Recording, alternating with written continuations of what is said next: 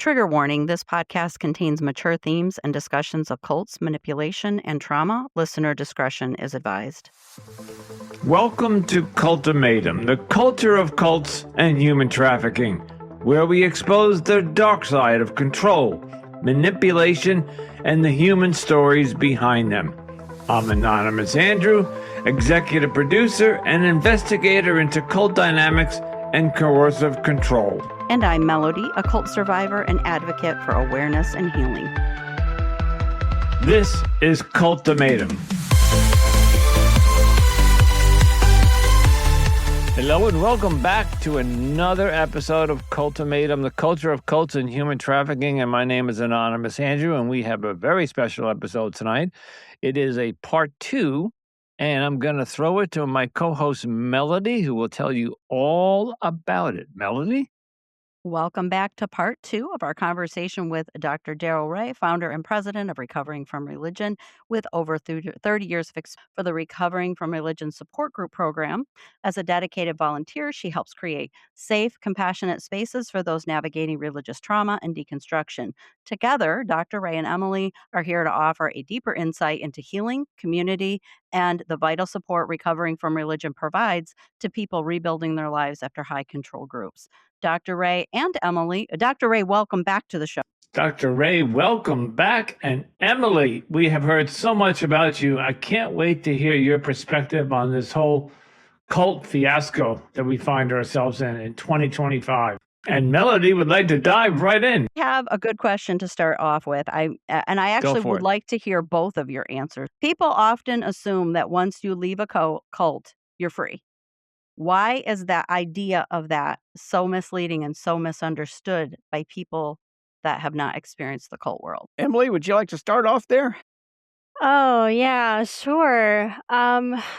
So as volunteers, we like to talk about cognitive pathways a lot. So the longer that you're in something like a cult, your brain is wired to have those beliefs and be in that world. And so even if you pull yourself out of it physically, it can take years to rewire those neural pathways and kind of help people through that. And they can kind of get stuck in different kind of avenues of maybe fear of hell or specific things that they have a harder time letting go of. And that's a huge thing that we support them through as well. We like to say you can take people out of religion, but you can leave religion, but religion doesn't leave you. Mm-hmm. And it's for those very reasons that Emily talked about. Neural pathways they are like a path. Somebody walks through your yard enough times, they'll create a pathway that the grass won't grow on anymore. And it's easy to just follow that path to wherever you're going. Whereas, and that same thing's happening neurologically. You create a pathway in your brain, and it's easy for the brain to just go that way. And that may be to bad places. Like I'm still. And I'll just throw a little humor in there. It sounds like the Roach Motel where you check in, but you don't check out. Kind of. And if we could probably go on for an hour on that subject alone. Oh, absolutely. Well, yeah. And as a cult survivor, I can relate to that. Go to with the Eagles. Okay. Hotel You check in, but you don't. Emily, you help facilitate support groups for people at very vulnerable points in their lives. What do you notice that people are most afraid of to say out loud when they first arrive at these support groups? Oh gosh, that's a really hard one because we get people from all different walks. I mean, there are people that still believe, and they're just kind of dipping their toes in. And then some people have completely come out. I mean, probably just admitting that they don't believe it anymore, like saying those words out loud, I think is probably one of the biggest. 'Cause that's hard, especially when you feel alone. And RFR, that's what all our resources are all about, is showing people that they're not alone. Right. That makes sense. And I had the hardest time actually calling my group a cult for years. I don't think I called it a cult for at least 2 years after I left, until I started seeing the patterns in other groups. And I'm like, oh my gosh, this is calculated. This is a tactic. This is the same as all these other groups. My experience is not as unique as I thought it was. And that was like an eye opener for me. And I'm like, this definitely was a cult because I thought I was just in a religion that kind of went astray. When we get phone calls or chats from people, could be from could be from somebody who's leaving a Hindu religion, Muslim religion, a Christian, Scientology, Jehovah's Witness, you name it. But what we've seen is the patterns are very similar, if not identical, between any of those groups. Even a group you wouldn't consider to be a cult, say the Catholic Church. We see the same pattern. They might have come out of a fundamentalist Christian, like Emily did, a deeply fundamentalist Christian, but their experience of leaving has the same neurological impact as somebody who's leaving Jehovah's Witnesses. And many of the social uh, consequences are there too, like losing your family or being shunned. They don't shun in evangelical Christianity. Yeah, and we actually have special groups. There's no doubt about that. Right. Or you're just treated differently at the very least a lot. This is a hard time for many people who've left religions of all kinds.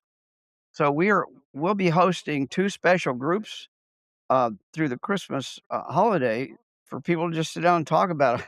I don't wanna go see my crazy religious Christian friends or family, or if I do, I'm gonna be triggered, you know? And I'm sure Emily's seen this too, but, Yeah, I think having these special groups around the holidays is really important. I think that loneliness component that I was talking about comes in heavily around the holidays. So when people maybe not necessarily be able to reach out to family that they used to be able to talk to regularly. we're also having a special literally today, I'm sorry, in about 15 minutes, we're having a special support group meeting, in Australia for people to come talk about the murders that just happened at Bondi Beach in Australia, yesterday or whatever. Yeah, this is being recorded the day after Yes. the Right. Australian blood But what bath, we yeah. what we see is events like that trigger people, usually related to their own religious training. I mean, it makes no logical sense, and that's the important component here, is logic is not really involved in religious beliefs.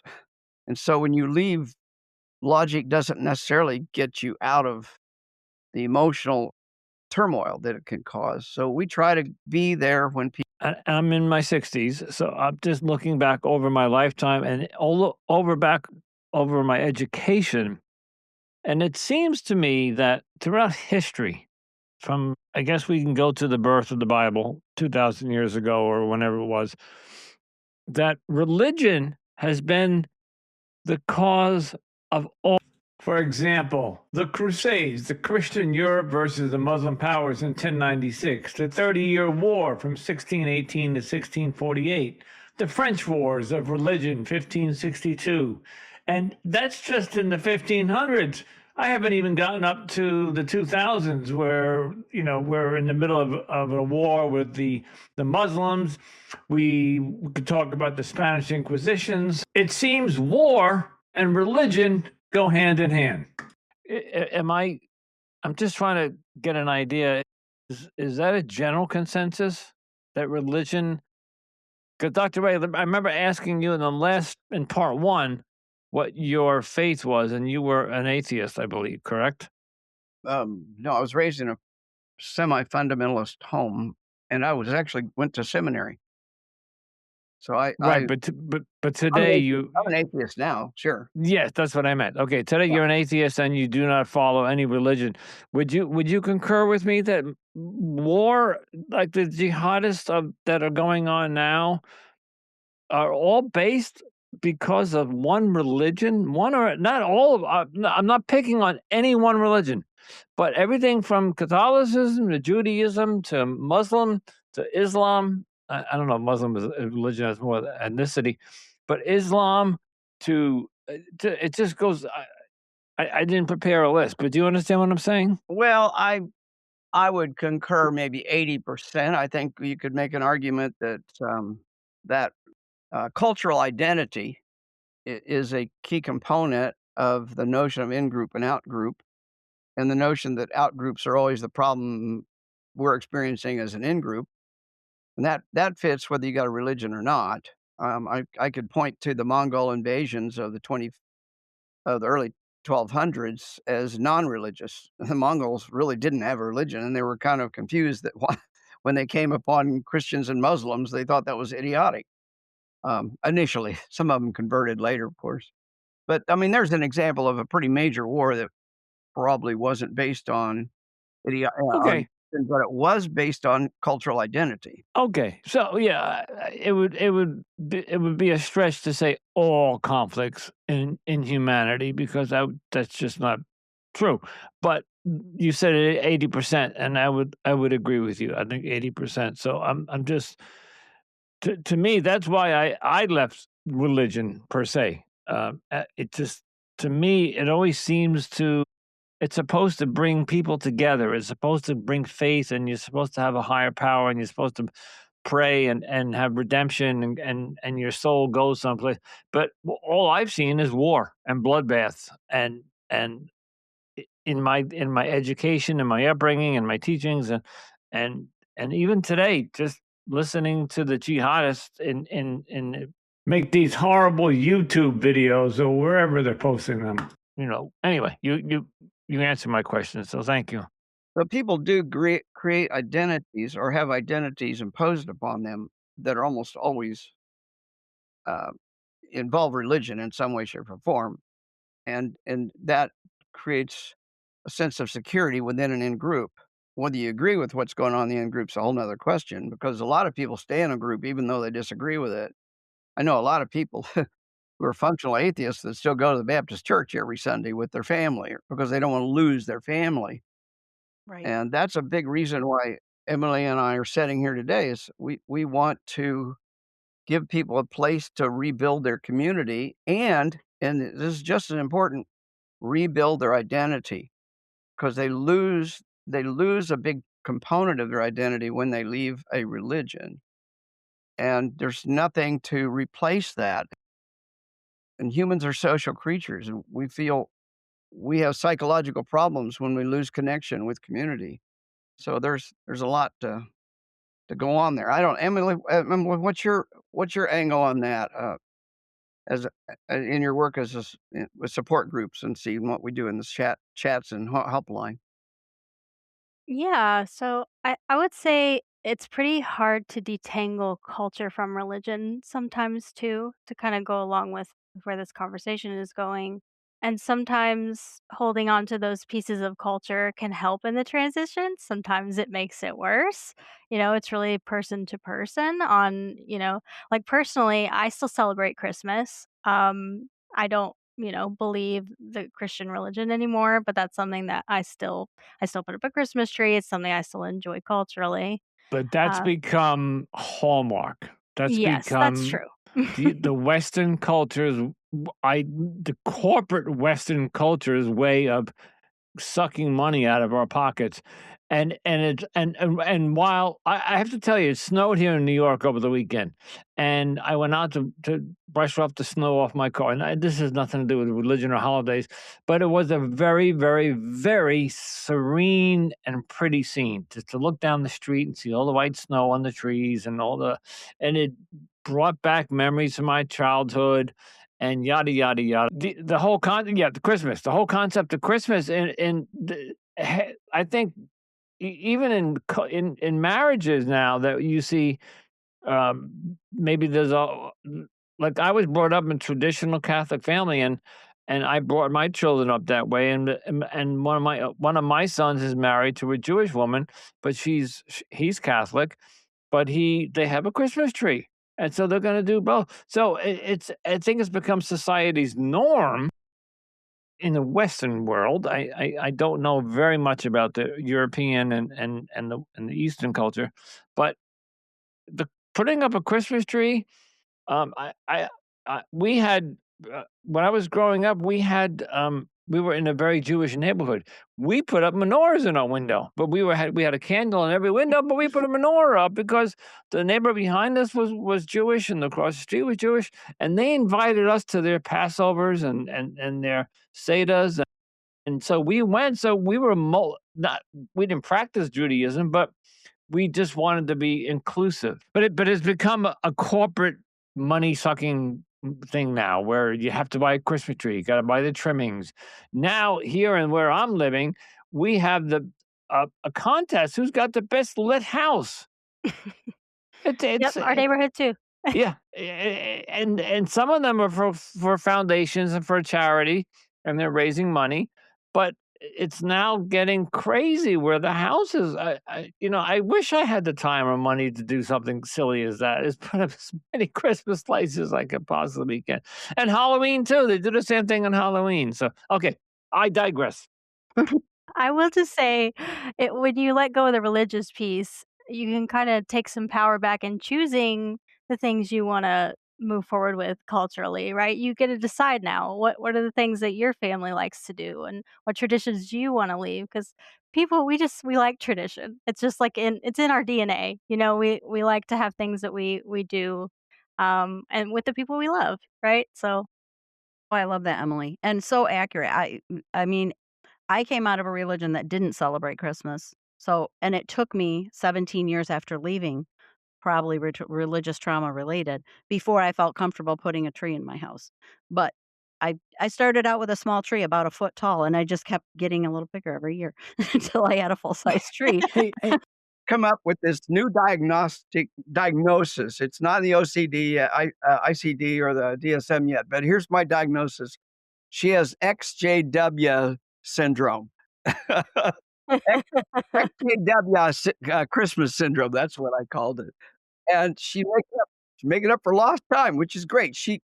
When she celebrated her birthday, she called it her 8th birthday, I think she said this year, because it was 8 years since she got out of the JWs, and she's been able to celebrate her birthday. So It's those like are it's, rituals. it's like a rebirth.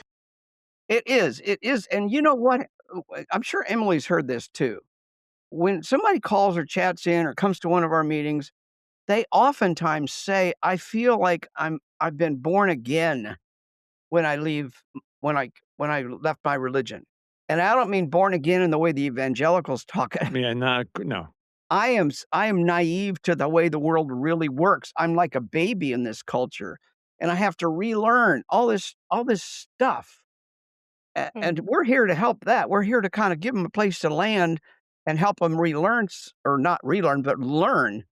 I mean, especially JWs. How do you have to learn how to celebrate your birthday, learn how to celebrate the rituals and the Christmas and all those things that normal people do. And I'm I call myself at best a cultural Christian. I, I have no real use for Christianity. And I've never liked Christmas. I have never celebrated Christmas voluntarily. My kids made me, okay? They wanted to have the present, of course. There's an ulterior motive there. But I bet you that, and I have grandchildren, and I'm not going to mention their ages, but just they believe in Santa Claus. That's all you got to know. So I would imagine in 20 years, or maybe even in 10 years or 12 years, if I asked them what the true meaning of Christmas is, I gotta be careful how I say this. The original meaning of how Christmas came to be, and of course, now that we can get into the whole side thing that it's a pagan holiday, but the idea that that's the day that Jesus was born. And if you go around to many, many, many churches in your neighborhood, you're going to see that they're going to have the nativity scene, and the baby Jesus is not in the cradle, right? It's not going to be, they don't put him there till Christmas morning. But I think many of our children and grandchildren are going to grow up just thinking that Christmas is all about putting up a tree and exchanging gifts. Just like Thanksgiving is just about eating a turkey, and they're going to forget about what that would. Even though it's a day of Thanksgiving, it was all really about the pilgrims coming over here and they're giving thanks for harvest. That was the harvest time when they were able to have food at the end of a long whatever, you get the idea. So Right, right. I think the holidays, and I'm not advocating for it. The holidays are going to change. Their meanings are going to change completely from what they originally used to be, and I'll be long gone, so I don't And really I'm okay care. with that. And I'm okay with that. Exactly. Okay with that. And here, I mean, when I was going through my deconstruction and I was raising my own children, I really didn't know what I wanted to teach my children or how I wanted to raise them because I was confused after coming out of my cult. And I remember when we started celebrating Christmas, I had this thing where I just didn't want it to be about the gifts, so I made my kids watch The Passion of the Christ before they could open their gifts. And my Oh s my god. my son Wow. mentioned this at a work Wow. meeting. My son mentioned this at a work meeting, and his coworkers were like, "Are you okay?" And I'm like, "Oh, I'm like, "I'm so sorry. I don't know what I was thinking. I was just confused, guys. I was trying to figure some stuff out." Had you seen that before you made them watch it? No, I hadn't actually. Oh, No. okay. That explains it then. Okay. They were a little older because it took me a while, right? But still probably old enough that it was they still remember it to this day, I can tell you that. Well, I think almost any ritual, given enough time, gets detached from its root. It takes a life of its own, and that's what Emily, I think, is really saying is she enjoys the ritual separate from whatever the roots of that ritual were, and I think that's perfectly fine. There's lots of rituals and lots of, um, behaviors we engage in as communities that have nothing to do with the way they got started. Have you ever heard of the cargo cults, Melody or No. Andrew? No, that's a new one for me. I have that's not does not Well, ring No. a bell. you look up cargo cults because they're really, really informative on how religions get started and how they get perpetuated and how, Emily, have you ever heard of cargo cults? I haven't. Okay, after, before World War II, this in the Pacific Islands, a specific set of islands, I forget which ones they are, um, there was a guy who fashioned himself as a prophet, and he prophesied that someday, great wealth will come to the islands. And, I guess his prophecy got thrown out there and people kinda believed it, but didn't know what to do with it. Then World War II comes along, and the United States Navy and Army are bringing ships full of food and chocolate and airplanes, and they're landing, they're unloading on these islands, and these islanders are getting great wealth, great for them anyway, all sorts of stuff. And so they think this is a fulfillment of the prophecy that happened before. Ugh, After right. World War II is finished and all the goods stopped coming, the no chocolate didn't come and then the food didn't come anymore. They they started recreating the conditions that would bring those things back. So they literally built air airstrips for planes to land on, Mm. and observation towers and aircraft traffic control towers out of bamboo. And these are places that they were preparing so that the gods would bring back all the wonderful things that had been there at one point in time. Well, from that developed the cargo cult, and the cargo cult thought is predicated on the notion that a man named John Frum, Frum, will return and bring back all this wonderful, wealth to the islands again. And that religion still exists today. There are people that still believe John Frum will return. Wow. Wow. Wow. I So, mean, I like I my think that chocolate, but I don't know if I'd build a runway. That's well, pretty dedicated. yeah, I just think it's interesting to study how religions get started It and is, realize that how they get started can be totally divorced from how they practice it now. The right. Zoroastrian religion is another example of that. I could talk all day about that, so I'll stop. Yeah. I happen to agree with Dr. Ray. And actually, I would like to start to bring Emily in on this because she's our guest today. But because we did part two to bring her in. Christianity and Judaism and all of the religions that were born, 1,000, 2,000, 5,000 years ago are not the same religions that are today. It's just modernized. We'll be right back after a quick break. Don't go anywhere. More Cultimatum is coming up. Emily, Head, can you go. talk about the power of hearing "Me Too" in these spaces, especially for those people who felt isolated or silenced in their former religions? Oh gosh, that's a great question. I think you still really see hesitancy to even bring it up. So, I mean, I don't I'm trying to think of personal experiences that I've had. It's just a very I don't want to say taboo. It's just so even culturally outside of religion, it's such a taboo subject to even breach. So I feel like even coming out to our kind of spaces, we do have, like, women's only spaces in our online community where people can kinda talk anonymously and bring those kind of things. So that's really where I see it, not so much in the support groups, but other people might have other experiences as well, but Just being able to Can relate to each other, like, not yeah, I'm necessarily about abuse or anything, but just about being able to be like, "Oh my gosh, my group was doing that same thing," or teaching that something really similar. Yeah, absolutely. Yeah, I mean, like how we started the conversation talking about how people are coming from a space of really feeling alone and misunderstood, feeling like you're the only one having the feelings that you have. And so when you come to a community like what RFR has built, in whatever capacity, whichever route you get to it from, it is kind of like a breath of fresh air.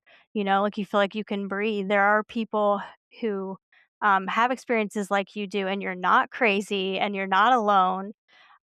Yes. And so, yeah, yeah, that's what I would equate it to a breath of fresh air. Yes. Yeah, I can relate to that. What what transformations have you personally witnessed? Is there anything specific, like a specific story or incident that's really stuck with you since you started doing this? Oh gosh. So one the support group that I run personally, we have a member who actually was in a cult for 25 years. She escaped in the middle of the night. And just seeing her, this particular group, she's, the person who really got it started in the area, and she's really thriving now, is kind of helping others. She's also a volunteer. Um, and so, seeing people who come out of those spaces for such a long time and then just finding joy and purpose is really awesome. we have a surprising number of our current volunteers who started out as our clients. They called us Yes. or they came to our support groups, and then now they're volunteering in some capacity. I think that's wonderful. I just love seeing that. Oh, that makes perfect sense to me because they want to basically kind of pay it forward that, these people helped me. Now I want to help other people that are in the same situation that I was in 20, 10, 15 years ago, whatever it may be for them. So I can certainly see how that would be a motivator to want to be part of that the healing process basically for other people. Absolutely. Emily, I don't know if you can talk about it and say if you can't. I mean, I think it's interesting that we do special groups. I already mentioned those, but the women's group, we have 2 different women's groups, and I obviously, as a man, am not allowed into those groups. But maybe Emily could talk about what do we see, or if you've gone to them, what have you seen in those? Yeah, I don't have personal experience managing that group. Okay. So yeah, I don't want to speak to that because I haven't been in that group. I have been in the kind of the women's only space within the online community, and it's kind of similar topics I would imagine, especially with religious spaces, kind of putting down women, in general, like how I was raised in Fundamentalist Church of Christ, women were second class citizens, and so when you have a space where, you know, you have a bunch of people who have had these similar experiences, um, kind of realizing that they're not second class citizens and being empowered to speak up and speak up for themselves. These are kind of safe spaces where they can do that because it can be scary too. And I know, the culture that I grew up in, it was like women couldn't speak above a man, right? It was like no men could or no women could speak in church. Um, and so really learning to come into my own and be confident and, speak, it was huge, because it's just you're taught not to be silent. Uh, so yeah, so I think it's just camaraderie in those spaces and kind of cheering each other on as you navigate a whole new world, really. And that's a part of being born again. You're learning new Yes. skills that you were not allowed to learn or when you were still in the cult or in the religion. Exactly. And we also have a men only group too that, Oh, good. for the same purpose, because men have their issues too. And what we know right off the bat was that women need a safe space, their own quiet space to talk about their issues. Well, so do men. And neither group turns into a male bashing or female bashing kind of, we don't allow that. We're here to talk about our own issues, not Right. blame the opposite sex. In fact, Yeah, that's counter. Doug, uh, I go, as I mentioned in part one, I go to a 12-step program, and I've gone through many, many, many support groups throughout my life, different areas, mood disorder, things like that. And I do see men and women groups are separated sometimes. But I'm curious why you separated them here. You see what I'm saying? Why do we keep them separate? Well, give me an example of an issue. Go ahead, Or Emily. Emily, or Emily. Yeah, yeah. So I'll speak to that. So it's kind of going off what I was saying a minute ago. In my opinion, it's not so much as like we have totally different, totally different issues. It's at least for women feeling like they can't speak in front of men because of how they're raised. So it's more being uncomfortable. Possibly, not all women have this experience, right? But having a space where it's just women to kinda navigate how to commingle, right, is just, can be less scary and won't and feel, like a safer space. And of course, we have lots that are both. Like, we only have those 2 that are specifically for those purposes, but we have many others that are not specific to That have men gender. and women in them, right? Is Right, that what you're saying? Okay, exactly. I just Yeah. that was gonna be my next question, that not all groups are separated. You're just saying you also have that available for somebody who might want it. We also Exactly. have a LGBTQ only group for obvious Oh, reasons. They And need that makes sense. Yeah, that may they all make sense. I wasn't I was just curious. And maybe the audience might not understand, because I come from a background of self-support, with support groups, and and dividing or separating all sorts of different nuances in that group is very important. And LGBTQ is obviously definitely one of them. So, we also have a Black nonbelievers group. I mean, we really do try to give people safe spaces because and I'll answer your question a little bit, more, Melody, about the separation here. Sexuality is such an enormous part of leaving almost any cult or religion. And women have sexual issues that they're not gonna talk about in front of men, and I don't blame them. And there's men have a sexual issues they are not gonna talk about in front of women. So if you really wanna help them express themselves and learn new skills or new sometimes entirely new approaches to the opposite sex, you're gonna have to let them be in a room by themselves or with other, where you know. they can open up and be free and vulnerable. yes, And Exactly. yeah. and comfortable. Yeah, to So piggyback off that, just purity culture affects the different Yeah. genders in totally different ways, right? yes. So, because women are dealing a lot more with, being the keepers of male sexuality, and then men are shamed more for having the urges themselves, right? So it's just kinda navigating different issues off of that. So And for I a think that's listener who might be listening that might be scared to reach out, can you kind of explain what actually happens the first time someone contacts you or joins a support group? Yeah, so it really just depends on what avenue you come in from. But say if you were reaching out through the helpline, which is on our website, it's just like a little chat window that pops up. It's completely anonymous. Um, so if you type a message into that, it will connect you with a support line um, volunteer, and they're just gonna talk to you with whatever you're going through. And like I said, it's completely anonymous. So like even if you don't know what you want to talk about or you're kind of at a loss, you're just reaching out and you don't even know what to say. Our volunteers are really great, and that happens more often than you would think. And so the support group volunteer, or sorry, this helpline volunteer is going to kind of walk you through. Okay, well, can you just tell me a little bit about your day, even maybe start there. Like, what are you kind of thinking about? What's kind of going through your head at this time? It's kind of just walk you through. Um, and they're trained to kind of point you toward resources as they're having a conversation. It's peer support, right? So we're just kind of think about it like we're here to help each other through issues.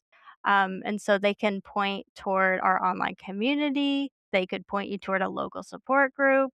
They could just help you work through an issue right there on the spot. It just kind of depends. We also have RFRX talks where, I mean, you don't even have to talk to anybody. We have those weekly on Mondays on a million different topics. Dr. Ray can talk more about that, I'm sure. Where you can just listen. Like, you don't even have to talk. You don't have to type anything in. You can just sit back and kind of listen, see the community that comes to those, and engage as much as you want in that as well. So, it's a lot of different avenues, whatever you're comfortable with. And we have hangouts, just open spaces where people like tonight after the RFRX is over about 8:30 or 9 o'clock. People will say, "Okay, that's the end of the talk," and then they'll hang out for another hour or 3 or 5. We've had people stay up till 2 in the morning. I don't, Wow. but Which also optional. You can engage as much as you wanna engage, and if right. that's none, you don't have to, right? Yeah. And you can talk about whatever's on your mind, and you are guaranteed there will be no judgment. We're here to listen and help each other. And those hangouts, I'm shocked at how long they last, and I'm shocked sometimes at the subjects that people will bring up and express themselves. It's like, finally getting a breath of fresh air after having to breathe in a polluted environment, I guess. That's what I've Oh, been told by some people. yeah, I can relate to that for sure. I And mean, and go ahead, Andrew. and these are all ex-cult members. Oh, no, they could be anything. No, they're any ex-religionists, and they may not even be out of Okay, religion. okay. I'm sorry, ex-religion, okay. Well, we get our share of ex-cult members. What do you think there, Emily? How many? I don't know. What's your guess? Oh gosh. Well, I'm a statistician by trade, so I don't throw out statistics randomly. I that would feel wrong. A lot. There's a lot. I'll just leave it at that. Can you type in your computer and pull up that Yeah, spreadsheet? like, Because 'Cause I'm let's look sure you up the have one. statistics. What you're saying, Yeah. Emily, is that 80% of all statistics are made up? You know? Wow. I mean, Kind of advice would either one of you give to someone who is like, let's say someone called in or shows up at a chat room and they feel like leaving, but they're scared because they feel like it's going to cost them their family, their community, their entire world, especially if you're coming from a cult. At least on a somewhat of a bigger scale, depending on the cult. But what would be your words of advice to them, or how would you advise them to work through that? mm, yeah. So, I'll say we're not in the business of giving advice generally. We're here to help you work through what's going on, and every person's situation is different. I mean, I have people that come to my support group that they're still dependent on their parents for school, and they still live at home. And if they were to come out, I mean, there would be more than emotional fallout. There would be financial and possible homelessness, and it's like every situation is very different. And so we're really here to kind of help people think through their options, give them spaces to feel supported and like they're not alone, which we keep coming back to, right? Because that's so key. It's like the more supported people feel, the I the better they come out of these kind of situations, right? And so if they're already reaching out to us, that's really a good sign because that's a start of building a new community.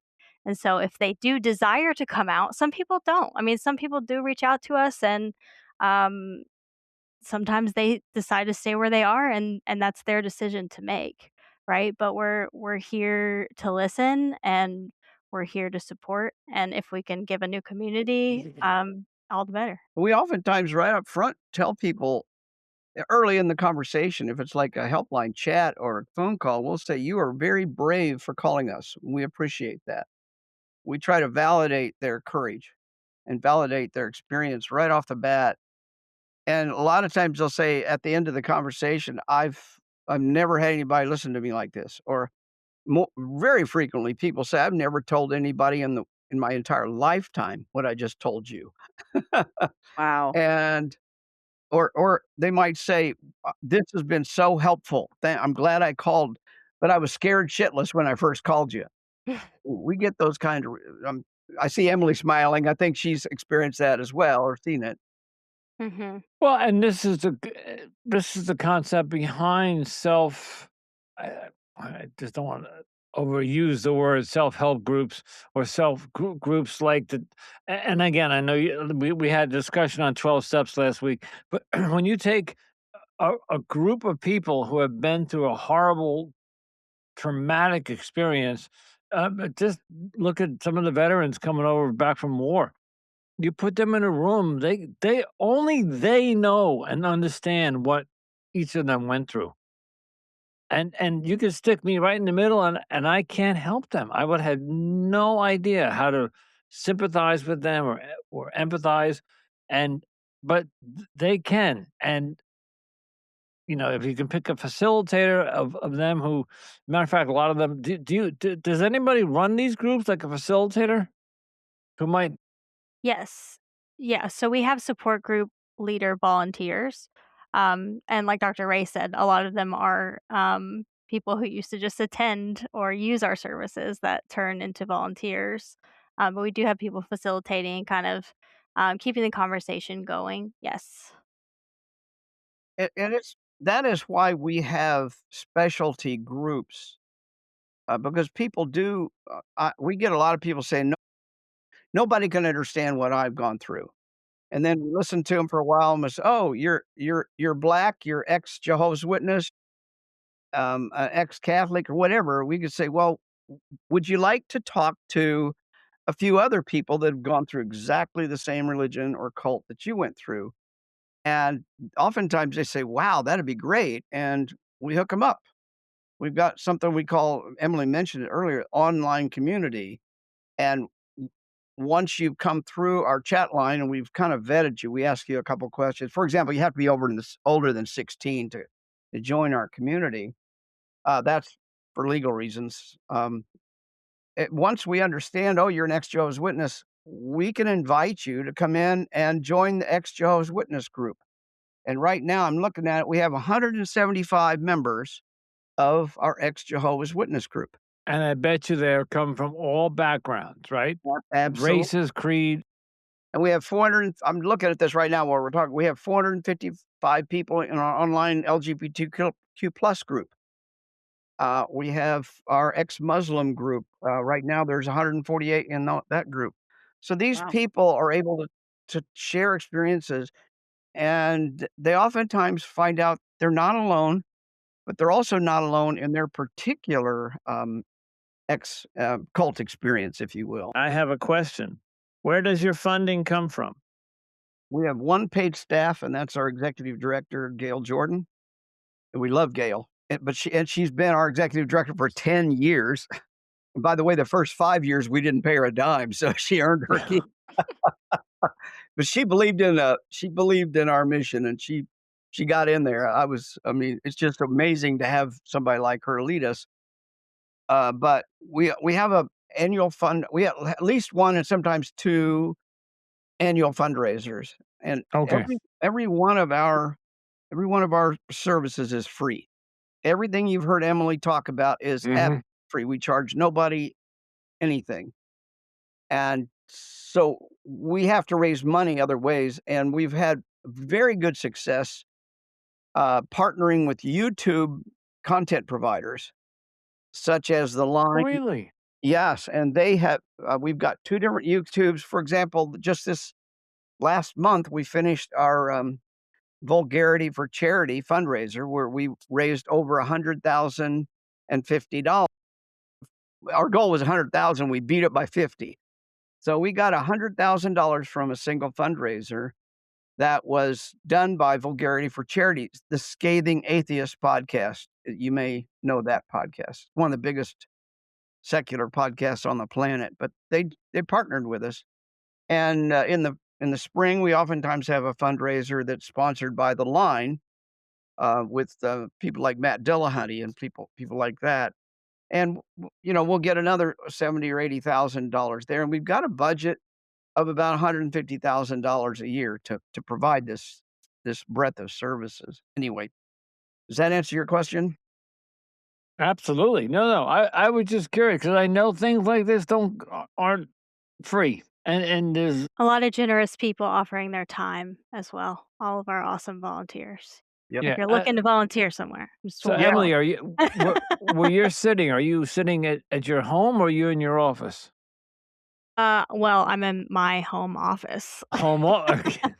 I I should have seen that one coming. Mm. Okay. But is there a brick and mortar building where everybody meets? Well, where do the groups meet? We are I international. don't mean physically. You don't have to give Like me. the support groups, you mean?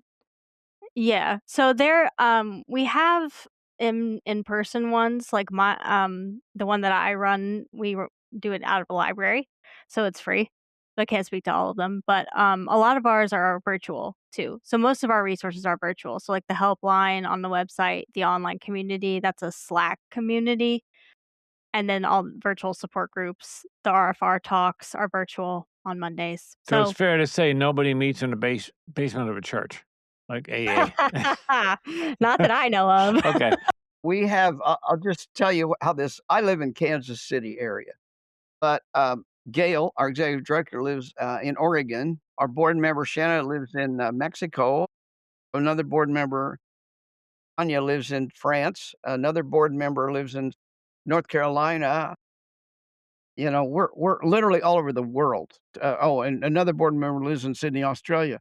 So we have board members alone that go from France to Australia and Mexico to North America. So it's very international. And I would say, boy, now Emily's got me self-conscious here because I'm going to throw a statistic out. I won't judge. Oh, Just for sure you will. myself. I I would say 20 to 30% of all our calls and chats come from outside North America.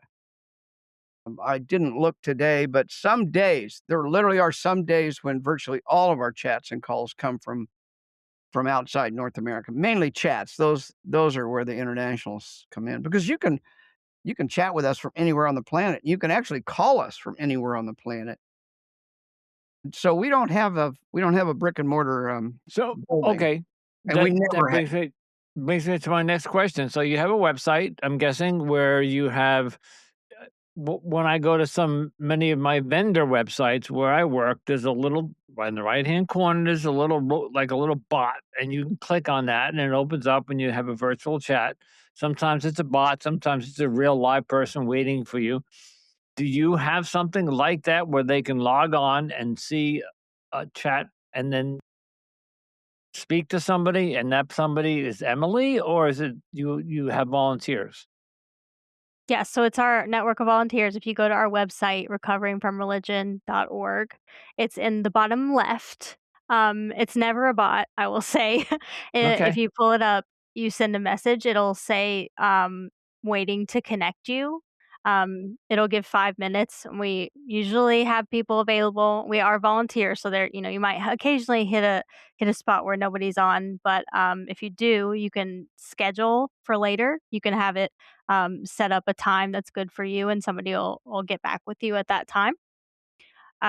So that's available all the time. We try to have people on it because, like Dr. Ray said, we're international. So we try to cover all time zones to have somebody on there to be able to chat at any point. We Okay. cover about 20 of the 24 I think there's 26 time zones, but I know that sounds weird, but there really are. I think we covered 20 of the 26 time zones. Wow. Well, and just for anybody listening, all the links to all those resources will be in the show notes. So you can find those pretty easily. You'll be able to just click right on them and go right to there. Yeah, we currently have 254 active volunteers. We've trained about over 500. Some Wow. people, take time or whatever, but we're always, as Emily said earlier, we're always looking for new volunteers, and we will train you. And our training is extensive. You will know what the fuck you're doing by the time you're finished. There he goes. He got to That's use important. the X-rated version of that. Okay. The vulgarities for charity. Oh, Just hey, for the I'm audience, practicing. Dr. Absolutely. Ray asked if he could curse on the show, and I said, absolutely. So, Well, maybe if you've got time, can we ask Emily to talk through our training program just a little bit to show you what we sure. really do when you volunteer? Would that have time? Oh, we can Go do Yeah, for that. it. I can Go. sure. So we've kind of moved toward a central system where when you come in, no matter what kind of volunteer you're going to be, you get a kind of central training, and you learn about the organization and kind of why we're all here. Do a little psychology, learn the basics, and then you can, for after you finish that portion, you kind of go off to whatever area you're interested in. So I mean, we have volunteers for the helpline. You can be a support group leader. You can be part of social media, which I'm co-director of social media. So come volunteer with my group. Love to have you. Um, and for social media, just another little plug, you don't have to create content either. Personally, like, we pull shorts from our other content. Just if you're tech savvy, we'd love to have you. So yeah, there are all kinds of different areas. So then you'll go in and get your individual training for whatever area that you're interested in. We'll get hands-on experience. So for like call line, you'll have an assigned person that you kind of do calls with together until you feel comfortable and or feel like you can do them on your own. Kind of similar for the support groups, so you'll do it with another leader. You know, we'll train you up good, as I, I Dr. Ray said. I have a very sensitive question that I'd be curious. Do you get any suicide calls? Yes. Um, The people that are unfortunately. just they left the cult or they left the religion or they're lost and they I was part of the American Foundation for Suicide Prevention, so I have a lot of background in suicide prevention and training. And people commit suicide for all myriad of reasons, but a lot of them can be religious or, in this case, cults, leaving cults. So I'm just curious, would you have any clue as to like, is it often? Is it once a week? Is it once a year? How often do you get that kind of help somebody reaching out for help for that? Yeah. So Dr. Ray may be able to speak more to long term, how often we get them, but we do get them. Like I said, we're support group. We're not uh, really You're not a helpline. Yeah, yeah. right. So You're not we point 911. people right. We point people to the suicide hotline, make sure they're safe, um, and point them toward the help that they need. But I'll let Dr. Ray weigh in on that. Every volunteer is trained in how to handle those calls, Andrew. We are not a suicide helpline or hotline. That's just not on our bailiwick and our wheelhouse, so to speak. Understandable. Yeah. But people do call us because, and this has happened more than once. I've seen it myself on the chats. We'll say, well, every volunteer is trained to instantly recognize this and instantly start trying to get the person to call their local suicide hotline. If they're calling from South Africa, we have the phone number for them. We can hook you up. We're literally that well connected because we basically know where any suicide hotline is within a reasonable amount within anywhere in the world. So that piece we train and we train and we train. We make sure our agents know how to handle it. However, we also won't hang up on them. If we have I had know. we have had people say, "I'm not gonna call a suicide hotline. I've done that before, and they tried to send me back to Jesus." or something that. Yeah, right.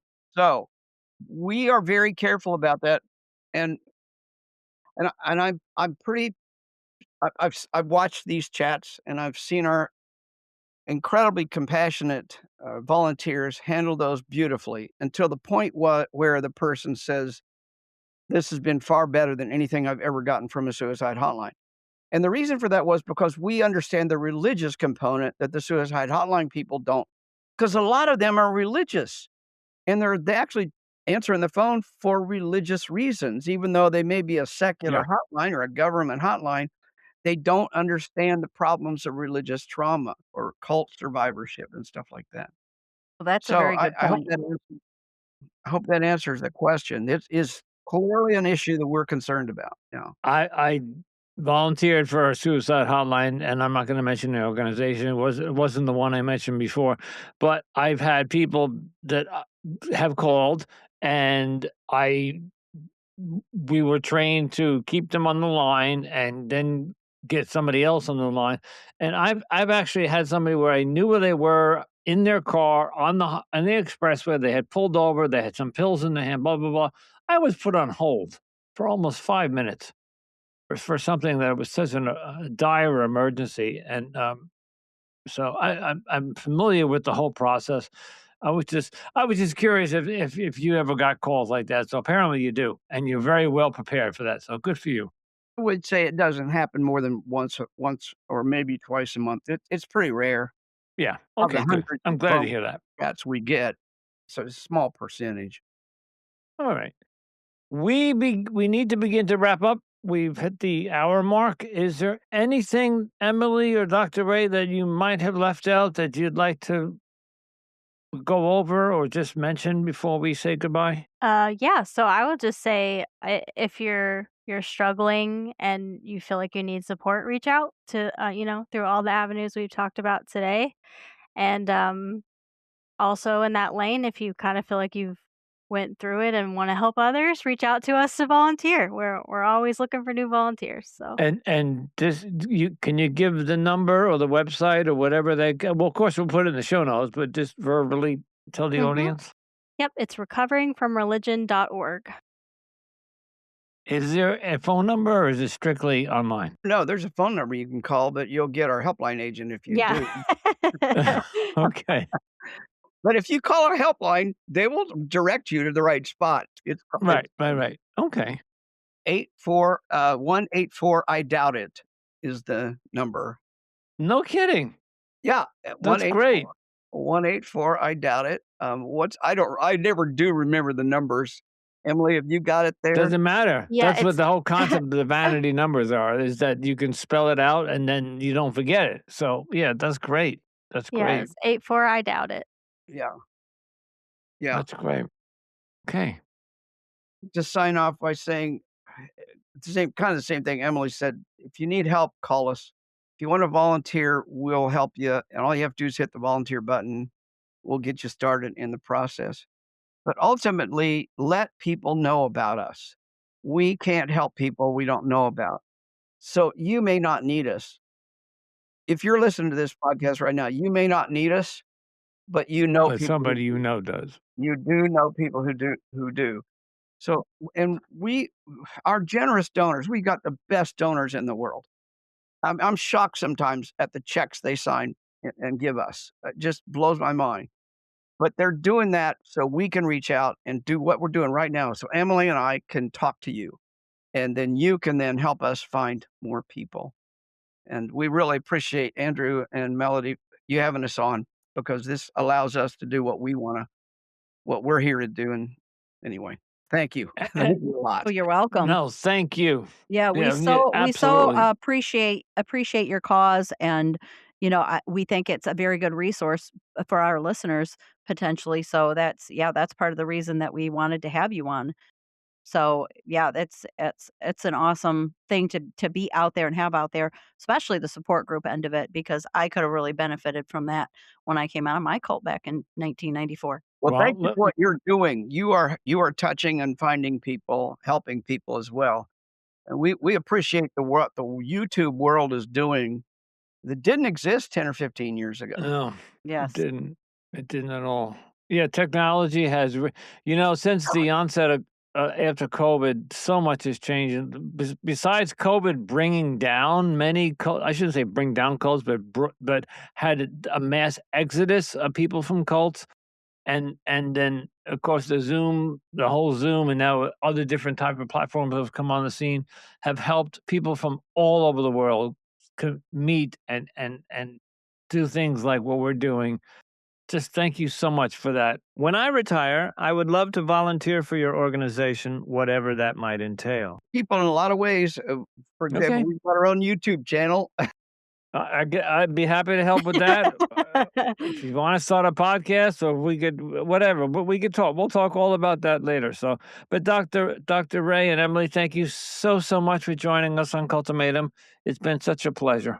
And once again, we want to thank Dr. Ray and Emily for coming on the show. Dr. Ray for coming back, and Emily for joining us, and giving us a little more insight into the support group information and some of the other programs they have available.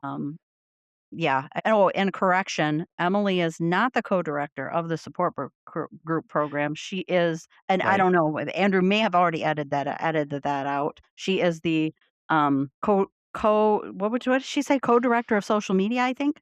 I think that's what it is. Yes, she Yes. yes. So, in the beginning of the episode, you may or may not have heard something, but your melody's right. I may have taken it out by then, so what you're hearing now may make no sense Yes. whatsoever Yes. to But what just in but case it's still there, I just wanted to have that little plug in there we to correct introduced that. Emily as something that she was not part of, and we wanted to make sure that we didn't take credit away from the person who does do what she does. But Right. Emily was fantastic. She knew exactly what she was talking about, and w- I don't know if it came across, but when I asked where they got their funding from, and I've done a lot of work with suicide prevention, mood disorder support groups, and of course the 12 step, necessarily the 12-step program, but people in recovery from substance abuse and things.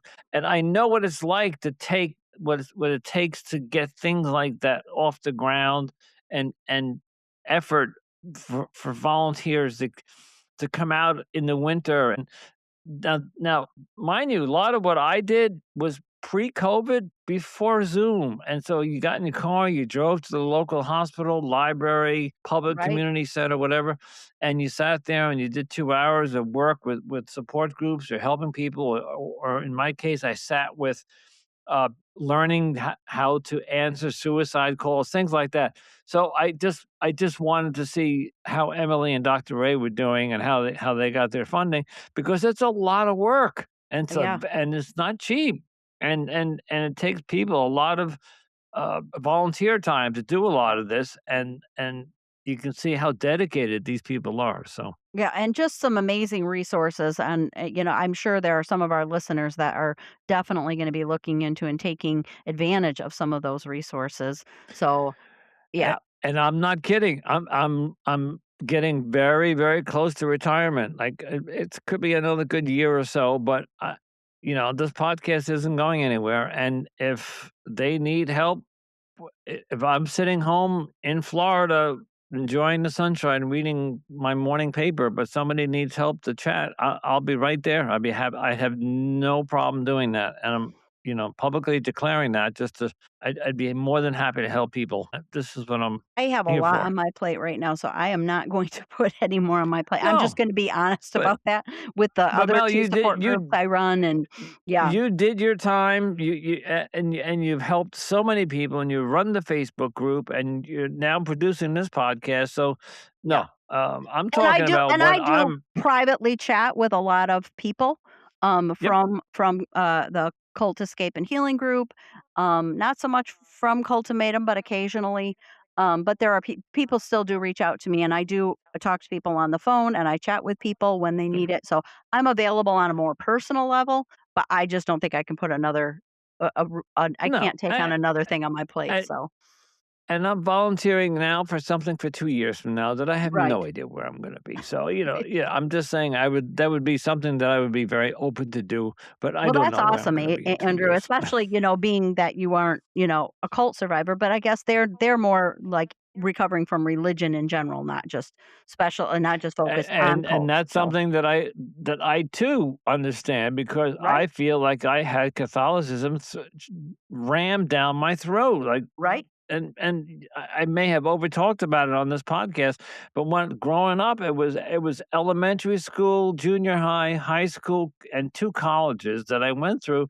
That was nothing but Catholic religion, and it was just right. shoved down my throat to the point where I vomited it up again. So, Oh okay, gosh, yeah. enough of that. So, We'll end it on yes. there. So, yes. So, thank you again to Dr. Ray and Emily for coming on the show.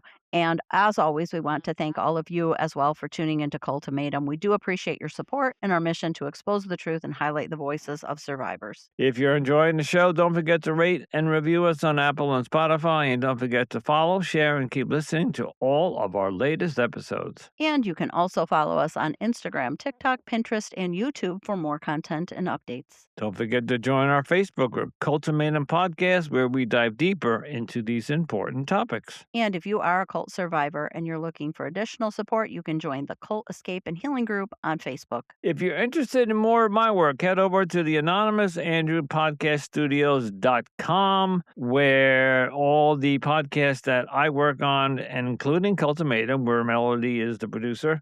Mm. And while digital dating, by the time you hear this, maybe will have ended season 4, and it's going to go into a little bit of a hiatus. It's going to take a break for a while so I can focus on Cultimatum, because this is where I really want to do my work. So, but head over to the website for all updated information. And if you have a story related to cults or human trafficking that you would like to share with us, please email us at cultimatumpodcast@gmail.com. Want to support the show? You can help us by covering production costs by buying us a cup of coffee. In the show notes, you'll see a link. Just click on that and follow it, and it will tell you how you can support the show. And as always, stay safe, stay informed, and remember, you are not alone.